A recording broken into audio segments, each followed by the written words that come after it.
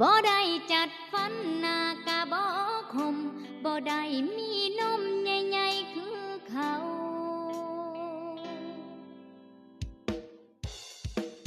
เฮ้ยเฮ้ย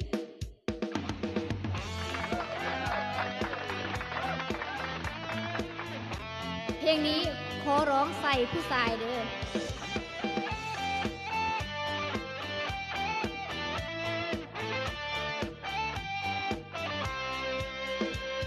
น้องหัวแต่หูมือนี้ว่าคนดีบ่มีค่าคนที่อายตามหาคือคนสวยน้องมันมีแค่ใจฐานะบ่ได้ร่ำรวยเลยคือคนสวยเอาใจอายไปน้องกะหูว่าน้องหน้าตาสู้ไผบ่ได้จังใดกับแพ้เขาบ่ได้จัดฟันหน้ากะบ่คมบ่ได้มีนมใหญ่ๆคือเขาน้องบ่ได้อวบได้ขาวอายเลยทิ้งน้องบ่ได้มีซ้ำเขาจึงต้องปวดร้าวไปทั้งหัวใจแต่ย้อนว่าเฮาบ่ใหญ่เลยต้องแพ้เขาเฮ้ยเฮ้ยเฮ้ย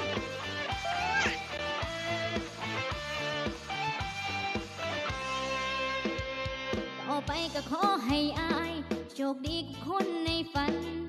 ให้เขาคนนั้นหักเจ้าเบิดใจส่วนน้องคนนี้ที่ถอยออกไปไกลปล่อยให้อายไปมีแหงน้ำเขาน้องกะหูว่าน้องหน้าตาสู้ไผบ่ได้จังใดกับแพ้เขาเอาวันคู่ที่บ่ได้จัดฟันหน้ากะบ่คมบ่ได้มีนมใหญ่ๆคือเขา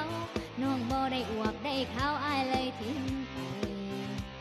น้องบ่ได้มีซ้ำเขาต้องปวดร้าวไปทั้งหัวใจแต่ย้อนว่าเฮาบ่ใหญ่เลยต้องแพ้เขาเฮ้ยเฮ้ยเฮ้ยรอบนี้ขอจัดเป็นเพลงไวๆให้ FC ในเด้อเพราะว่าโฮมเพลงเศร้าๆไล่กันไปเนาะทุกคนเนาะขอฝากเป็นเพลงแบบไม่ลืมเนาะ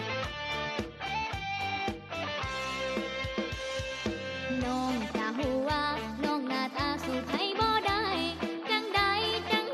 กับแพ้เขาเอาวันคู่ที่บ่ได้จัดฟันหน้ากะบ่คมบ่ได้มีนมใหญ่ๆคือเขาน้องบ่ได้อวบได้ขาวอายเลยทิ้งน้องบ่ได้มีซ้ำเขาจึงต้องปวดร้าวไปทั้งหัวใจก็ย้อนว่าเฮาบ่ใหญ่เลยต้องแพ้เขาบ่ได้จัดฟันหน้ากะบ่คมบ่ได้มีนมใหญ่ๆคือเขาน้องบ่ได้อวบได้ขาวอายเลยทิ้งไปน้องบ่ได้มีซ้ำเขาจึงต้องปวดร้าวไปทั้งหัวใจก็ย้อนว่าเฮาบ่ใหญ่เลยต้องแพ้เขาก็ย้อนว่าเฮาบ่ใหญ่